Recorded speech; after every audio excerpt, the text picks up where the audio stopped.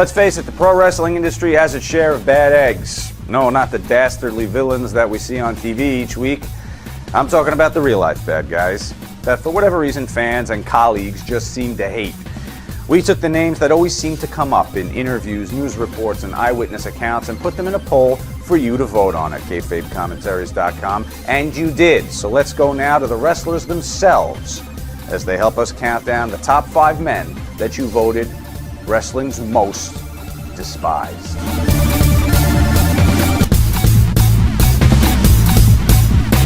You know, we'll never know for sure whether Jose Gonzalez actually did or didn't murder Bruiser Brody in cold blood. But one thing's for sure, wrestling fans have made up their minds, and he's guilty of being the number 5 most despised man in our countdown.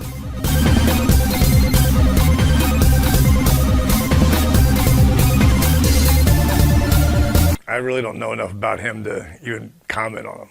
I know that, but I don't know anything about him. I don't know him. I don't know much about him. I do not know the gentleman. I know about the situation that happened with Bruiser Brody, and I can't comment on that. I don't hate the guy. He didn't do anything to me, so. Well, he had, I mean, everyone knows this, but to explain it, he was the man allegedly responsible for murdering Bruiser Brody. So, plain and simple, that's why he's on the list. I know some Jose's that live in the hood, the Mexicans, and half of them named Jose Gonzalez. Jose Gonzalez, the invader, the man who killed a legend. He's number 5? Yeah. Who the fuck is 1 through 4? Allegedly in Puerto Rico, he had allegedly Bruiser Brody the few days before, a week before, was just being very uncooperative about everything, and the two of them had issues with each other, and he called Brody into the shower to talk to him, and he allegedly knifed him and killed him. You know, I've heard so many versions of that story, you know, that he found his kid in a pool dead a week before it, and Brody was done, you know, I mean, you hear so many things. That's just something that's sort of like wrestling legend or wrestling lore throughout the line. Nobody really knows the real story, and the point is that someone's not with us anymore, and I don't know the guy to even say that he is a terrible person, if indeed, allegedly, that's what happened. I heard Tony Atlas go and do an interview about him one day about how he did, and I'm like, okay, why are y'all talking about it now? You know, why didn't nobody say it then? You know, so if you got all this information, why is the man still walking? So that showed a bitch in Tony Atlas. Just be like, oh, I was there when he killed the Bruiser Brodies. I was right there, so I sure was, my so. But he didn't ever go to court as a witness. So I'm sorry, Tony, but hey, it is what it is. And that's for telling me that I got you horny at that last WWE signing, you little fag. I mean, Brody's handing a photo of his son to Tony Atlas. Hey, can you draw my son? Hey, Brody, can you come here? What the fuck? And he's number 5? Is the guy who shot the Pope on the fucking list too? Steve Corino told me that Tony Atlas was chasing him around the hotel. Steve said he went in his room and locked the door. He said, I don't know if he said he got in the closet or the bathroom. He said, but you can hear Tony Atlas run up and down the hall all night long. Steve, and he said, oh, and Steve said he kept rubbing his thing. Telling him, Steve, I sure wanted to put it to you. And Steve, dude, ask Steve Corino. I've met guys like Tony Atlas, and I've met Dutch Mantel, and I've read both their perspectives on that fucking horrible day, the horrible, horrible thing that happened to Bruiser Brody. And I can only imagine, you know, what I would have done, you know. Granted, I was there when Owen Hart died, and, you know, just the shock of, you know, Owen Hart dying. But the thing is, you know, we had hope that, you know, Owen would come out alive and Owen would have wanted us to go on the show. And when Owen died, we were all zombified. I mean, we're just like grown men crying like infants. Nobody really knew what to do. What would I do if the promoter of the company stabbed the top fucking babyface? It's just unfathomable. You know, if that happened in ECW, we would have fucking banded together and fucking went after the guy who killed our friend. I haven't heard a lot of stories about, Brody that said that he was really easy to do business with. And, maybe I would, knowing of my own experiences in life, if I pulled my kid out of a pool a week before, I might be a little bit on edge. Oh, well, he thought it was funny. Last time I had interaction with him when I was working for Savio, and I had to sit around all night waiting for my fucking pay. He thought it was funny to ask me to come in. Do you mind stepping into the shower, amigo, to pay me my money? And I'm like, yeah, that's what I got to do to get paid. The only thing I know about him, he killed Bruce Brody. And when I came and worked with Savio, people was like, Jack, that's the guy that stabbed Bruce Brody. And I was like, okay. And a lot of people were scared of him. And I'll be like the only one to go up to him and talk to him. But he would come and talk to other people and they'd be like this, oh shit, I hope you don't have a bruiser moment. Ooh. And I mean, you could just tell the boys would be like, oh God. And I would always, and they said, Jack, how can you talk to him? He killed Bruiser Brody. I'm like, okay. And? I was actually in that locker room, and Dutch Mantel was like, yo kid, where you're sitting? And I'm like, I'm pretty sure it's Bayamon at the stadium. And he's like, died right here. He's like, this is where Bruiser Brody bled to death. And I was like, fuck, you know what I'm saying? I didn't even raw. And the locker room was smaller than this hotel. It was like half the size of this hotel room. And he's like, yeah, this is where it all happened. Tell you a little story. When I was in Puerto Rico in 2003, I was working for Carlos Colon. Chris and I were. We were supposed to be there for 2 years, but we left after 6 months. It was just horrible. He worked on a few shows with us. Everybody was kind of okay with him in the locker room, but nobody liked him because of what happened. For what he did and to get away with it, he knew people in high places, had enough money to pay people off, and which was bullshit. I actually worked the building that Brody was killed in, and everybody said you have to walk into the shower. You just have to. It's something you have to do. Like, people would not use the shower. It was almost like taboo, but you had to experience just going to the shower. And I kid you not, when you walk into the shower where he was killed, you got an instant chill over your body, and it was just like this eerie, cold feeling. It was just, and here's the thing too, everywhere in Puerto Rico that you work, there's no air conditioning. Everything is like steaming hot. It's like 102 degrees and humid inside of every building, and like wetness and moisture. You walk into the shower and it was like cold. Puerto Rico, when I was there, it's a great place to wrestle, but as a heel, which I was going down there, it's a little scary with the fans. As long as you respect the other wrestlers, you're not going to have a problem.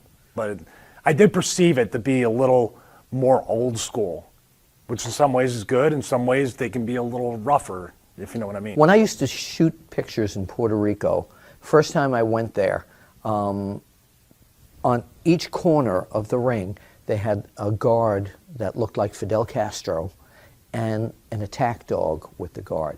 So to say I was nervous when Carlos Colon, the hero, the Hulk Hogan of Puerto Rico, back then when Hogan was over as the biggest babyface, would come out, and then his opponent, his perennial opponent, Abdullah the Butcher, would come out.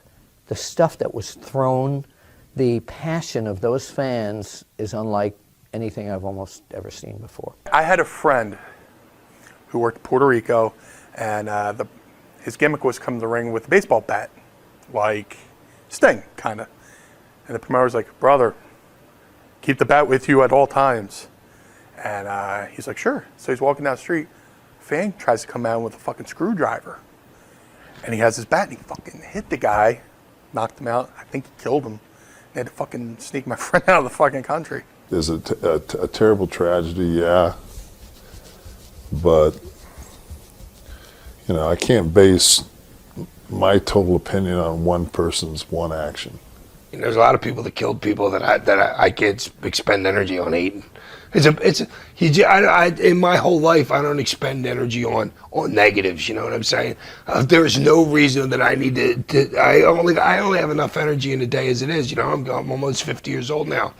I'm not going to expend my energy on hating you. I'll expend tons of my energy on loving you, but hating you, Jose Gonzalez, not a very well-liked man. Probably one of the most bizarre stories, because I knew both of them. I knew, you know, Brody, great guy, but this is wrestling. You know, you're doing a business. You're dealing one-on-one with people with egos. I knew Jose Gonzalez when he was here in the United States, before he was the Invader, when he wrestled in the WWF. He was a nice guy back then, but you never know what makes a person snap. Oh, gosh. Was that ever proven? it's not in the top 70 conspiracies to me, so I think he did it. He never got arrested. He never paid time for the crime, did he? I mean, what are these guys like? These people coming up with this list, they work for CSI or something? What are you going to tell me? The people said he did it, so he did it?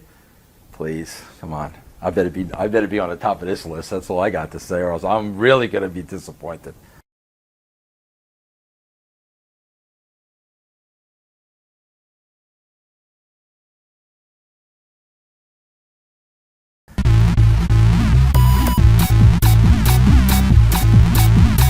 We've interviewed many wrestlers here at Kayfabe Commentaries, and the one name that always seems to top that list when discussing people in the industry that they hate is also the name of the man that you voted number 4 most despised.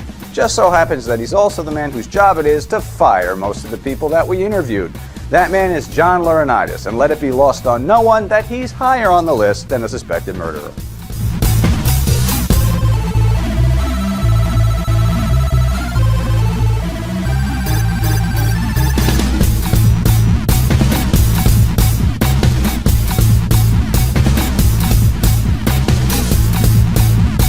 You know what? I don't get that. People don't like him? I disagree with that one completely. No, I don't see that. The people hate John Laurinaitis? I find that hard to believe. Hated. Oh yeah, he's fucking up there, dude, with even amongst dear friends of mine that I'm not going to name names. Starts with an H. He's a butt licker. He's a big liar. He's pathetic. I've never worked for John Laurinaitis, so I don't get it, okay? The John Laurinaitis that I know and knew is not the same guy that would be on the most despised, most hated list at all.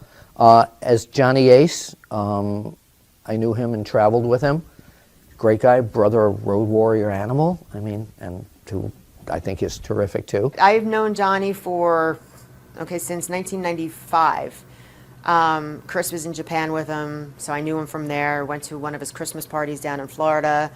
I used to travel with him on the road. We used to go to watch movies together on the road because, if I wasn't towards, 97, 98, when I was working with Legion of Doom, I mean, he and Animal are brothers. Animal was like my big brother, and so Johnny and I actually became closer. And sometimes I'd travel with Joe, sometimes with John. And when I was with Johnny, he wasn't a partier, he didn't drink and anything like that. So when we had free time, we'd go to the movies. Sometimes we'd sit in the hotel room and watch movies. And no, nothing happened with John Laurinaitis. I know where you're getting with that. I don't see it. John, and this is another thing, from personal standpoint, I always treat people the way they treat me. I always judge people in the way I'm treated. I've heard stories about Johnny. I know Johnny has to be a hell of a politician and a worker to get as far as he did and to stay in the position he's in. That's part of it. When he came into power, John Laurinaitis, in the WWE, and I was hearing all these horrid things about him, I still was able to talk with him, email him. He always answered me. He was always polite and courteous to me. So, again, I didn't work for him. And I think for anyone to say, if they're a fan, that they despise him because he did this and that, but didn't actually deal and work for him or with him, then it's unfounded. I think that's outside thoughts. John Laurinaitis is a tremendous human being. I know him quite well. Not right at all. If you dusted Vince's ass with fingerprint powder, Laurinaitis' lip prints would be all over it. Because he is one of the biggest jerks in this business, and he has no clue. He's lucky to have that spot. And unfortunately for other people, you got a dick like that in that position. See, the thing with him, he knows how to play the cards. He's business. He's not out there to make friends with people. I mean, you got to think about it. It is a business. It's not a fraternity. And a lot of people would rather have it be a fraternity and have everybody be nice to you, but guess what? It is a business when it comes down to it. And of course, people in position of power are not going to be well liked because they are in position of power, and you're going to get that phone call one day or a fax. I think his character on TV may have brought that on because he played the boob and the fool and the guy you wanted to hate. Yeah, but I think the voice is very inviting. You know, I mean, how do you hate that? Come on, give me a break. I mean, anytime that, I had to do anything back with the company, he was the one who always called me. He's the one who called me to tell me about my induction. And, sometimes he'll call me just to say hi. I love Johnny. Johnny was great to me the whole time I was up and do anything that I needed. Johnny was awesome with me, so I never have a bad thing to say about the guy. The guy was cool as shit to me. Johnny Ace was always cool to me. When the whole JBL thing happened, he made sure things were right with me. He made me and Bradshaw go in the room and talk out our differences, once they brought me to the SmackDown. And just for the fact that, when the JBL thing happened, Johnny Ace comes up to me and goes, "Why are you bleeding?" It's like, well, JBL just shot him. He's like, "What?" Explained everything. He's like, "That's unacceptable."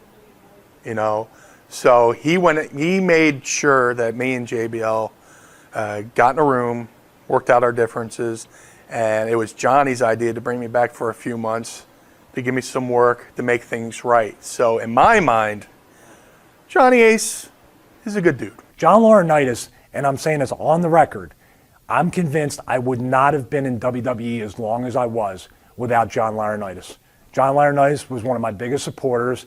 John Laurinaitis, I didn't get a world title push, I didn't get on every pay-per-view, but Johnny made sure to tell people what an asset I was outside of that, helping out, training Shane McMahon for a couple matches, which not many people know about, doing things to be an asset and be a team player in the WWE. Johnny saw that quality in me, and he knew, on top of the fact that, I'm a very humble, positive person that wants to just be a part of the business and really work hard to earn my spot.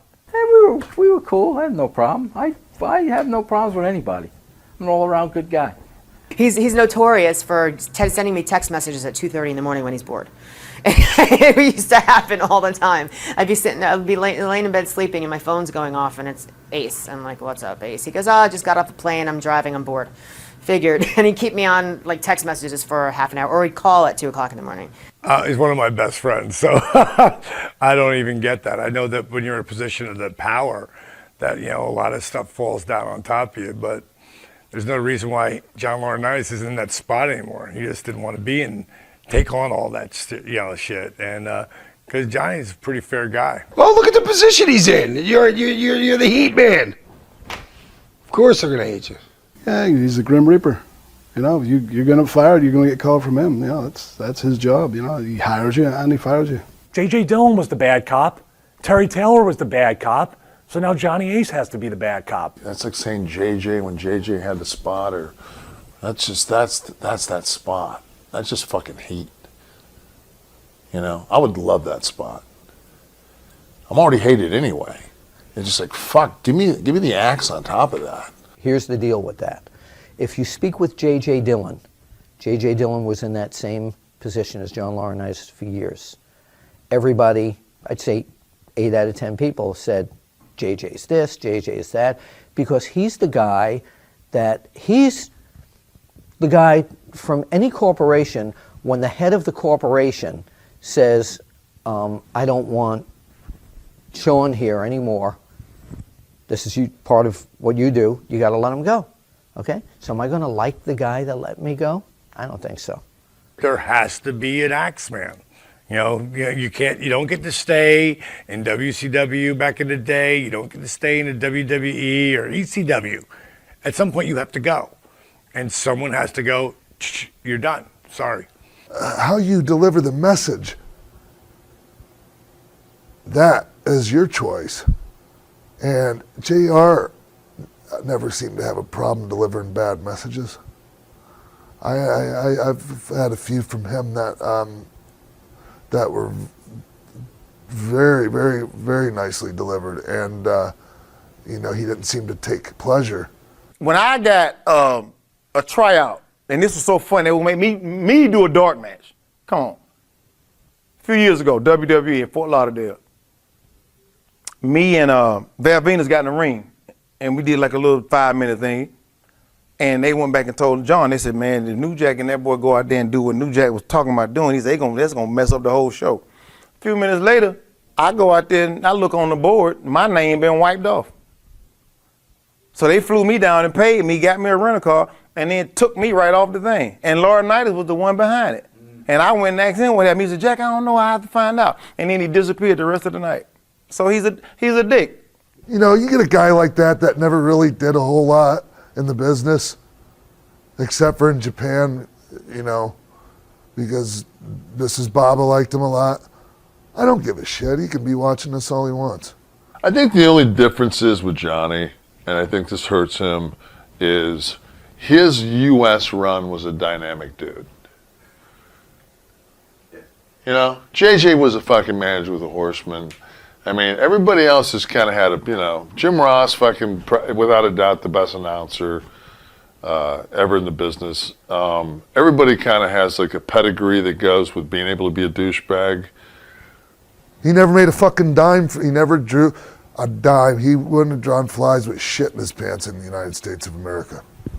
That's enough said about that. We'll put it this way. It's kind of hard to fucking come back from hiring the wrong one-legged wrestler.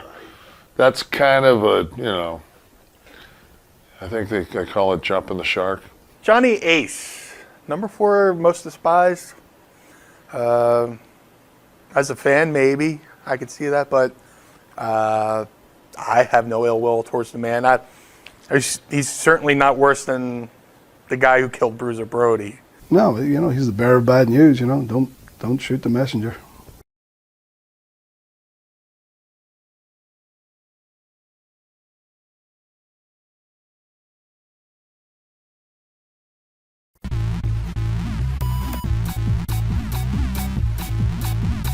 One of the darkest days in the history of the wrestling business occurred when one of the most respected men in the business became a murderer. And we learned that Chris Benoit had killed his wife, his child, and then himself. Because of that, you voted Chris Benoit, the number 3 most despised.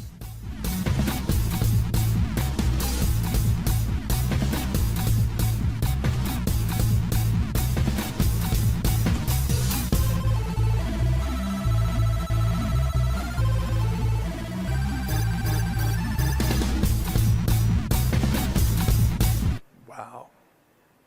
Number 3, Chris Benoit. Wow. Wrong. I think that's a misconception of what he actually did, but within the business, I think Chris was very well liked and respected. Most people would just like to forget that name existed. I hate him.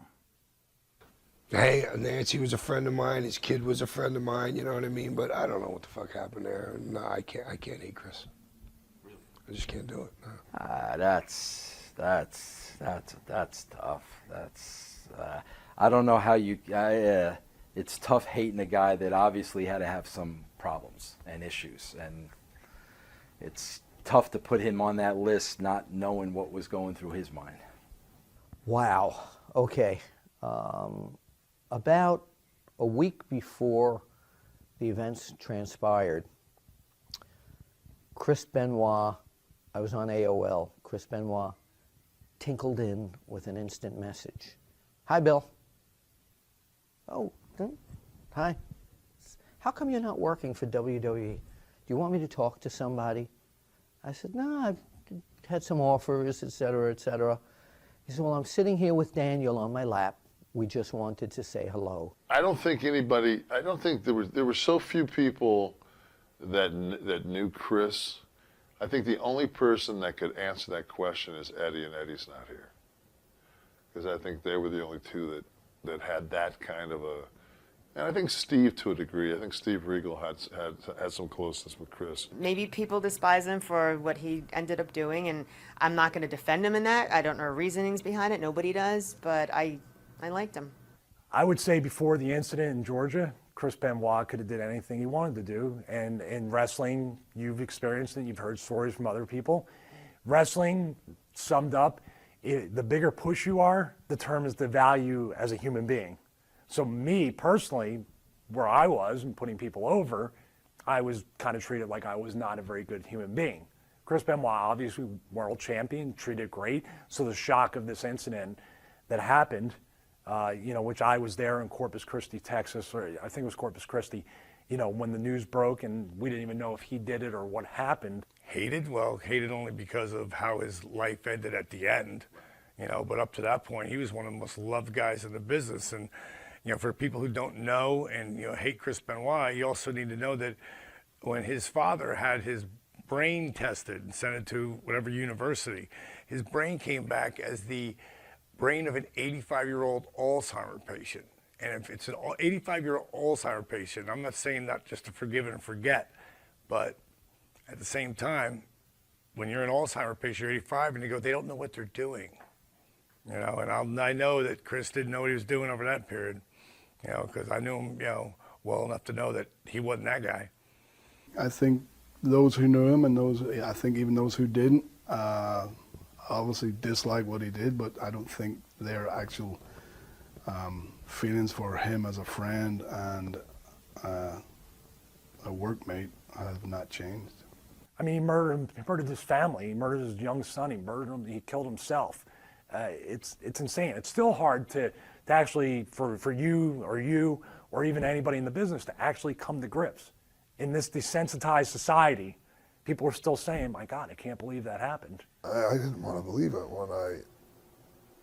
when I heard what happened, And this was before that whole thing aired on television and everything and all that. And like, even people in my family that didn't know, it was like, it just sounds, a mother would never hurt her child. Like, it had to, like everybody was saying, it had to be that. I didn't want to believe it. I didn't want to believe somebody I knew for 16 years and liked, considered a friend, could be that much of it, could turn into that. Because I truly believe that he turned into that he was not always that person. Yeah, we thought they just had the house built, and we thought, oh, it was gas leak or something like that. Then the crazy conspiracy theory stuff came out. Even somebody said Kevin Sullivan did it. And I mean, you asked him about that. Val Venus came up to me, and Val's out there with me. We both talk about 9/11 and all this stuff, but I remember Val coming up to me and saying, "Hey, bro," he goes, "I heard he did it." I was like, "Come on, are you kidding me? Did Chris murdered his family and then killed himself?" I just saw him like 2 weeks ago. He seemed perfectly mellow, and he's intense, but for him mellow. and he seemed, why would he do that? He loved his kids, loved his wife. He always talked about them. So that's what made it for me like, wow. We were talking about the concussions and stuff, you know what I mean? And obviously he was doing a lot of juice. You see how he looked bad, where he was looking thicker and more Wolverine-ish. There's a reason they put the strap on him, because he looked so well right then, you know what I mean? But he was jacked, ripped, cut, chiseled. But who knows what the fuck happened there, But no, I have a hard time hating a lot of people. It's just, it's not in my vocabulary a lot. When I first heard of Chris Benoit killing his family, I thought of Andre Waters. I'm a huge fan of the Philadelphia Eagles. And a year prior to that, Andre Waters from the Eagles had, committed suicide because, many concussions, depression, sleepless nights, and he went and blew his brains out. And I was like, Jesus Christ, the concussions got to Chris. Well, I'm not a doctor, but I really don't know. I mean, I never knew he had all those concussions. I didn't know he had that. Chris was Chris since the day I met him. He was a bit of a loner at times, but no, there was no signs of that. Chris was always kind of a loner. He was an intense dude, But he was nice. He was quiet. They always say it about that guy, don't they? I got put on a TV show with CNN Live that they didn't air because Vince was supposed to be on it. And everybody embraced him to say how great of a wrestler he was. And they was talking about the reason he had brain damage was because of taking chair shots in ECW. I said, he broke his wrist 3 or 4 times. I said, let me dissect this tape for you. And I hate to even say this boy's name, but Balls Mahoney's name came up in there. And I said, here's a chair shot that Chris Benoit is taking. And they did it fast. They said, okay, he got hit in the head. I said, okay, now slow it down. And the chair comes and the hand comes up. Damn. All right? I said, now here's Balls Mahoney hitting somebody upside the head, and that boy wore that damn chair like a hat. And he bent the chair over his head. I said, so don't come to me talking about he had brain damage from that crappy ECW wrestling when he never got hit in the freaking head. I still got brain damage to this day from when I cracked my skull. So I know what brain damage is. All right. But that crap that Benoit did, no, bro, that don't set well with me, and I'm not one to. It ain't nothing you can show. He could be out kissing babies. He don't give a damn. Look what he did. I hate him. Everybody would like to forget all the bad shit, you know, and just remember the good shit. But, I mean, it wasn't like this guy was a bit player in the wrestling industry that happened to kill his wife and child. He was a world champion at one time, and really high up in the industry, you know, and somebody I considered a friend. I had a friendship relationship with Chris and Nancy. So should they just eradicate that he never worked for us, like in the WWE? My feeling would be, no, they should recognize it, but there should be some sort of asterisk that unfortunately this happened, and we are horrified that something like this could have happened. He is part of our history, and this is what he did. What he did was fucking horrible. You know, I was friends with Nancy. I didn't know that son. I knew his other son. And when I say no, his son, he would bring his son to the TVs and stuff. But fuck, my first night as the Blue Meanie, Nancy painted my face, you know. She would laugh at my laugh, you know, when we'd be in the locker room. Somebody would say something funny, and I would laugh. I have this cackle when I find something really funny. And she would laugh at my laugh, which would in turn make me laugh at her laughing at my laugh. And just the fact that I'll never see Nancy again. Nancy was a friend of mine, and he killed Nancy. And I didn't know their kid, but he killed the kid too. But this is the part that made me laugh about that stuff that Chris Benoit did. He killed Nancy. He shot his kid up with Xanax and water, and he hung himself. But he was nice enough to himself to put a towel between his neck and the wire cable on his weight machine. So just in case he didn't break his neck, he wouldn't have a scar. Okay, so anything good to be said about him went out the door. I don't know what happened. No one knows what happened there. Did he do it? Was it a setup hit? That they were dead before he got there, and then a professional hit can make it look like you did it? I don't know. Did he do it? I don't know. Nobody knows. We weren't there. So people hate him for allegedly doing this stuff. However, there is a portion of the fan public that still demands respect for everything he did in the wrestling business. Wait a minute, there's 2 more people above Chris Benoit. I always got along with him great. He was always super, super sweet and nice to me. Even when I ribbed him, it was an indirect rib. He was so funny. We did a Brian Pillman memorial show. I think it was like the second one. It was a 6-man tag. It was Benoit, Eddie Guerrero, and Dean Malenko against Chris. I can't remember who was on our team anymore. And of course I was managing, but Benoit was looking for baby oil in the back right before the match. Nobody had baby oil. I said, well, I don't have baby oil, but I have cocoa butter, because that's what Terry Runnels and I used to put on our legs to make them nice and shiny and firm looking. So I gave him the cocoa butter. 2 minutes later, he comes to me, he goes, you're ribbing me, right? And a straight Chris Benoit face. He had like an inch thick coat of cocoa butter all over his body, and he was white from the cocoa butter. He didn't realize you have to put on a very thin layer and rub it in to get a nice sheen. The JBL thing happened. WWE brought me back to SmackDown, and I did my infamous match with JBL on SmackDown, where I come out of the limo and we shoot the angle and come back, and then we come back later in the show and we have our match.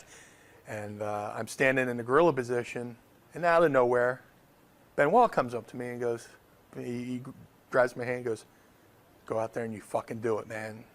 Fucking, this is your moment, shine. He gave me a little pep talk. I was like, hey, Chris Benoit, you know, one of the best fucking workers in the world, you know, just came up to me and offered me a little bit of advice before one of my biggest matches against JBL. And he didn't have to do that. And then just to see a short year or two later, where a guy would just snap. You have a guy, and I don't mean to laugh, a guy who this guy killed his family over the weekend and killed himself, and you have two more people in wrestling that are hated more than him? Oh my God, what is wrong with you people? I totally see why he's number 3. He could be numbered 1 for murdering his family and himself.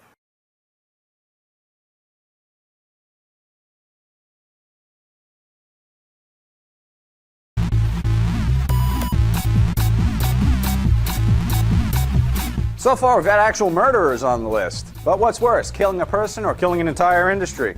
Some people feel the man you voted the number 2 most despised did just that in the early 80s. And by putting him above guys like Gonzalez and Benoit, I suppose we have the answer to that question. The number 2 most despised man in wrestling, as voted by you, the fans, is Vincent Kennedy McMahon.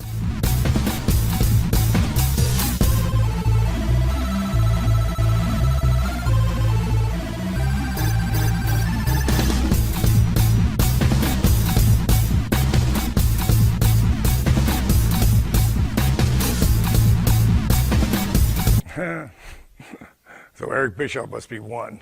God, I mean, I love him. Vince is probably despised, but Vince is a pimp. Vince is the biggest pimp on record in the world.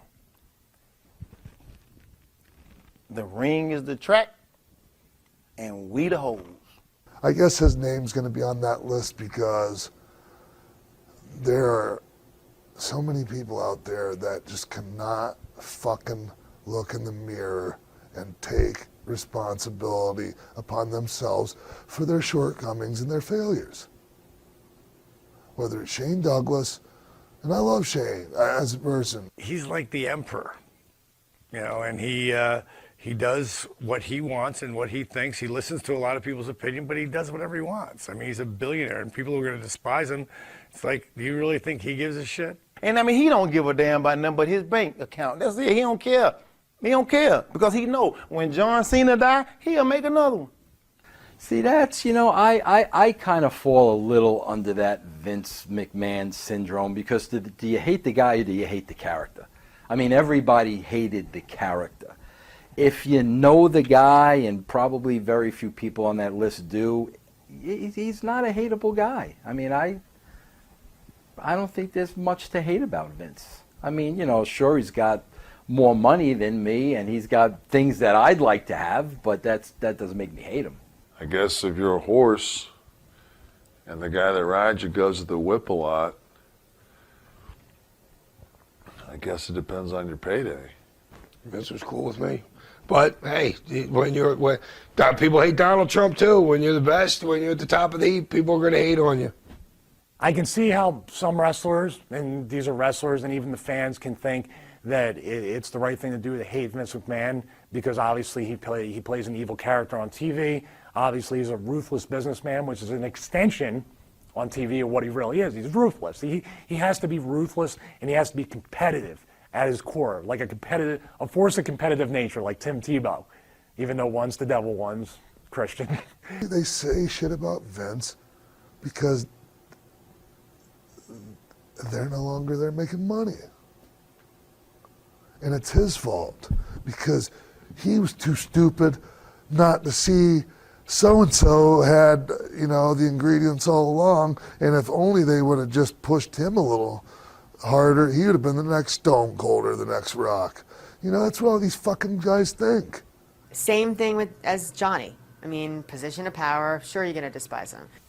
I think, again, like John Laurinaitis, if he's fired you, you might have something against him, but I mean, the man has made people a lot of money, and he looks after everybody.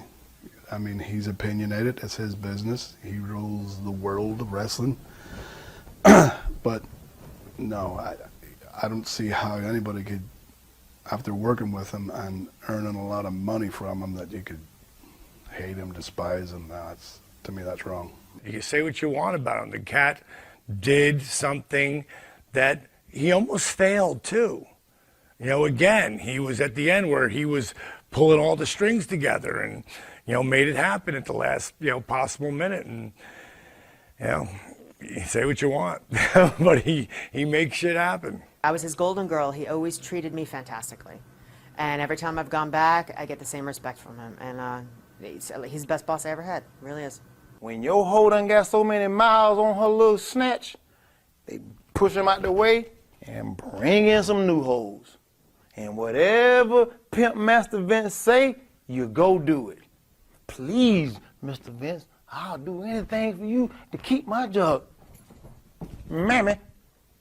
Thanks, Vince. Thanks, dude. You gave me a great career. I got paid to see the world on your dime. You gave me a chance to give my grandmom the last 2 years of her life. But I would like to work elsewheres. I would love to, go to another TV company. There's one I could go to, but I'm not old enough. He's competitive, and he wants his business to be successful, and he'll do anything to do that. And who can blame a guy for that? I mean, if you're a great businessman or if you're a very ruthless businessman, there's going to be collateral damage. There's going to be people that fall by the wayside. There's going to be disgruntled employees, or independent contractors, I should say. As a wrestling fan, I can see where people would say Vince McMahon, number 2, most despised guy, for killing the territories and making WWE the place to work. I can see where some wrestlers might despise him for that too, for just the fact that my friends who aren't wrestling fans, like I have friends who are musicians, I'm like, imagine being a band and you want to get signed to a label and there's one fucking label. You could be a rock band, a reggae band, a rap band, one fucking label. Okay, Vince McMahon being number 2, being despised, goes back to the days when he was trying to take the territories away. I don't think his father had a lot of knowledge, but I think his father had some knowledge that he was going to go ahead and do this plan and little by little go into other territories and dominate those territories with his television. Back in the the 70s and 80s, there were so many territories. There was always some place for you to work. Like I used to say back in my early 20s that I wish I was born in 1962 instead of 1972 because I would have been able to hit all these territories. Portland and Texas and the Carolinas and Mid-South and you name it. Everywhere. And it's just, there was a whole LA scene. It's a shame that there aren't those kind of territories to work anymore because that's really where you learned your trade. I got fired the first time from WWE. I was like, I could go back to ECW. Go back to the WCW. Now it's just like, I can go back to the Indies. I think a lot of those the territory owners put out of business, but that's just business. I mean, if you own a car shop, you're trying to put the other car shops out of business. That's just the way a cookie crumbles. With territories, you learned on the job. I mean, I was lucky enough to be, for my first company to be Smoky Mountain. That was like the last of the great territories. And I was never put in a wrestling school. I was never taken aside and taught before I went on camera. I learned on the job. Immediately, I was put in front of a camera and given promos to do. I had 12 promos to do my very first day of filming. And it was, I just rolled with it. People who who know him from that era in the business despise him because of the way he did that. But this was his plan for domination. It was just the way things were going to happen. If it wasn't Vince McMahon, it was going to be someone else, because just the way television was restructuring. Vince took it all away. I was getting to that, if you give me a second. He may have destroyed the territory business, but what did he do for, making wrestling? Because the people who don't like wrestling, they're never, no matter what we do, they're never going to dig it. But the people who, love it and understand what we do, he made it legit. He made it like, this is big business. For what he's given the business, to what, I really don't see where he's done anything but made it mainstream. We're not perceived as much, in my lifetime, we're so much less of the redheaded stepchild than we were when I broke in. You can despise him for what he did back then, but as the current person who runs this current company and people that do sports entertainment, professional wrestling, if you get in there, you're taken care of. And all these people that bitch and moan that, oh, I'm traveling, this and that, look at the money you're making, even if it only lasts a year. Look what happened. But he's also provided a great living for a lot of wrestlers throughout the years. The rehab program, which my ex-girlfriend Daphne has partaken in many, many times. A lot of people he has helped out. A lot of times I think there's still some legends that he pays, a little salary to weekly, after their tenure with WWF, WWE. So you can say all he wants. I've seen Vince do a lot of good things as well as the evil things that people always seem to concentrate on. I look at what I worked at when I walked in that door at 93 and I walk in at 2013, 2012, and look at the growth and the unbelievable conglomerate that thing has become. There's an old book on wrestling called Fall Guys. Have you ever heard of it? Marcus Griffin wrote it. And it dates back to the early days of when wrestling was still a shoot, and how it kind of, turned into fucking the mob. It turned into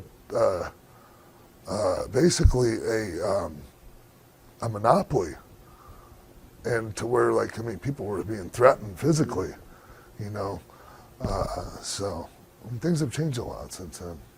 As the boss of that company, he has taken care of a lot of people, and guys that were making $75 a night in some of those little territories that he overran are now making six figures and more. I can see where fans would say Vince is number 2 most despised, but it's a double-edged sword. He killed a lot of places where I could work, but again, he also employed me and gave me an opportunity to make a great living. People will forever know who I am, especially now that, he owns the ECW library, and, I'm always on WWE Classics on Demand. But it's a double-edged sword. Number 2, over two murderers. I don't agree with any of them, though.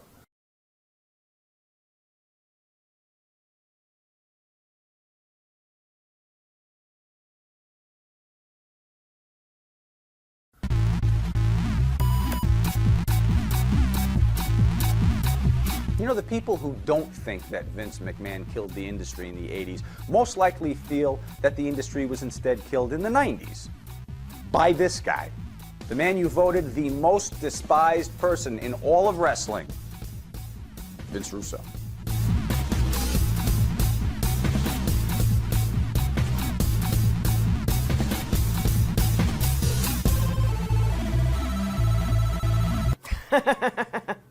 I tend to agree. Probably, and that's only my opinion. Eric Bischoff had to have been on there at one point. Really? Eric's not even on that list. Good for you, E. I didn't even fucking make top 5. Yes. Are you serious? I'm very proud of that. They're doing now. Do I get some kind of an award? Do I get one of those Pro Wrestling Illustrated little plaques? We get Apter up here. We shoot that. I'll smile.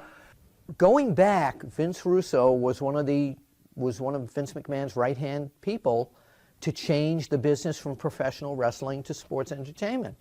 He spearheaded, along with other people in that company, the WWE magazine, the website. Vince Russo. God, he's so fucking harmless. You know? I don't think, to me, to be despised, you have to actually do things with malice. On a personal level, I love Vince Russo. I really do. I think he's, in a guy way, of course. It's sort of like the trendy thing to pick. The trendy thing, it seems like the right pick just because why wouldn't you hate Vince Russo? What is it like? What's it called? Folklore, or what am I looking for? Is that what I'm looking for? These myths get created that somehow, some way, through folklore, become true. So there's all these things out there about me that people perceive and people think, and that's how you get the reputation. It's quite entertaining to me. Yeah, Vince Russo takes a lot of heat, but I really don't understand a lot of his booking period. So, I understand why people, they see some of their fans of their people that they, grew up watching and loving, and they're doing something that's totally out of character for them, so they get pissed. So that's where I think a lot of that comes from. Fans deserve good wrestling, and I'm not saying Vince Russo gave bad wrestling, because I was never in the booking meetings. I don't know what he came up with and so came up with and all this stuff, or I don't know why maybe some of the execution might have not worked out. But on a personal level, Vince Russo was good to me. He's the reason why I'm sitting here doing this interview. He's hated allegedly for killing parts of the business, okay? I think anyone who comes into a business like professional wrestling or sports entertainment isn't going to be perfect with everything he does. When you have people that say it doesn't matter anymore whether we have baby faces or heels, and they believe it, and they're in charge, it's basically like a doctor saying we don't need a brain and a heart. Vince chooses the creative direction he wants to go, chooses the people he wants to put in there, and then goes with it and actually sticks by that. And if you think about it, Vince was the first, I think, television writer instead of booker. So he always falls, they never talk about the Brian Gewirtzes or the Ed Koskis or any of the other WWE writers. It's always Vince Russo, because I think that was the official handover from bookers like Dusty and Flair and all these other guys to the wrestling writer era that we're in right now. I can see where fans would want to say number one, but it's a double-edged sword with me on Vince Russo. Yeah, he went to WCW, and from when WCW, he was there in WCW. I mean, think of it. I mean, he and Eric Bischoff ran WCW into the ground, and they're just doing the same thing with TNA. Because the last time I watched TNA was probably like a year ago, and I was watching saying, this is WCW circa 2001. And Eric Bischoff's not on that list. Again, I have to question who got asked these questions.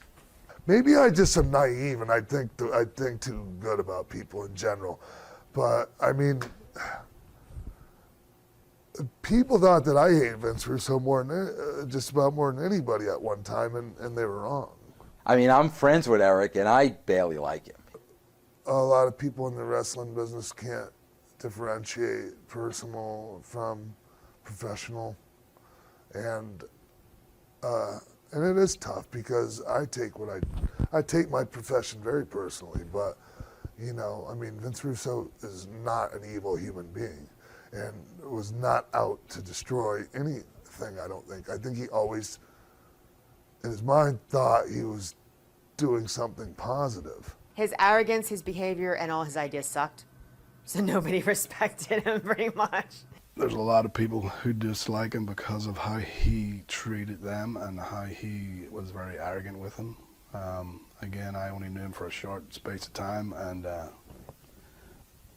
didn't really have anything to do with him, but didn't get on with him either. Personally, Vince Russo is the reason why I was in WWE. When I was first brought to WWE, Al Snow called me. Said, "Are you under contract to Paulie?" I was like, "No." He's like, "Are you loyal?" I was like, "Yeah, I'm loyal, but I mean, what's up?" And he goes, "Vince Russo has an idea for you to join the Job Squad. Would you want to do it?" I was like, "Sure." So Vince Russo, number one, is the reason why I even went to the WWE, and I was able to make a living. I was able to support my family, who had supported me through all my, wrestling endeavors, which made no money up until that point. I made some money in ECW, but my indie years leading up to ECW, and my grandparents and my mom made sure I was doing this. I was going to follow through with the wrestling thing. Vince Russo is the reason why I was able to give back to my family. It's actually Russo who got me to come back to TNA. I hated Russo, and Eric Watts had convinced me that he was saved and he was born again, and that he really wanted me to come back because he thought I could really help TNA get national exposure and get a deal like they did, with Spike. And when I came to meet him, he told me he was leaving. After I talked to him for like an hour and a half, I was like, "All right, Vince, he really did change. You actually have changed who you were, and you're getting better. So why are you leaving?" He's, "Well, it's just time for me to leave. I just want to get away from it. I want to do something around the whole Christian thing." It's like, man, at the end I was like, I wish he didn't leave, But then he went back and did his thing, and I didn't really watch enough to know why they hate him, but I know how come I hated him in the first time. I don't know about everybody else, but I like Vince. And I mean, I said that before, but I don't know what problems other people had. The only time I laughed at Vince is when they wanted me to wear that shark boy mask in TNA. And Jarrett and Vince came up with it, and they thought it was gonna piss me off. And I actually put it over, and they got mad, because I was turning the mask around backwards, doing my mask and pulling it up like this over my head, and people started laughing at it. And then I came back in the back, I threw it at Jarrett, I said, "Nice try." And Vince was like, "Oh shit, that didn't work." So, I have never, like I said before, I've never had a problem with it. And I don't know what other people think, but, it's like the guy I get along with, everybody else hate. I don't think he does anything with malice.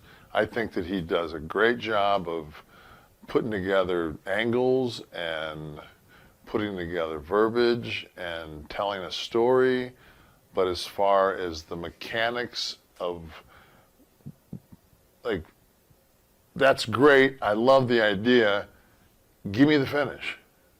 You guys work that out. That's not how it works. He was given a little bit too much power too soon, and it went to his head, and he thought he was like the god of wrestling. And it was just like, shut the fuck up. You used to, put pictures in a magazine. For him to go from, choosing pictures for a WWF Raw magazine to going down to, Atlanta and running the show is just pathetic, ridiculous. No, he had no respect from any of the boys. He was always cool with me. Well, and I didn't have to deal with him a lot. Only in TNA for whatever times I was down there. But not one of those guys ever gave me a reason to hate him. I mean, I could see that, how they're in a position for other people to hate him, but not me. He's one of my least favorite people. He's not my top of the list least favorite people, but he's up there. He's right up there. A lot of people in the business hate Vito LaGrasso. Skull Von Crust. Yeah, a lot of people don't like him. As number one, I'm surprised that that's not flip-flopped with Vince McMahon. I would have thought Vince McMahon would have been the first guy on the list. So if it's Vince Russo, there's something very inside people are thinking that I don't really see. I don't know how Vince Russo and Vince McMahon aren't switched over, because Vince McMahon was the filter for Vince Russo. Vince McMahon also has put out a lot of stuff. I was a part of a couple of things that Vince McMahon came up with that, hopefully is on your wrestle crap list. Like you one of those slammies for that?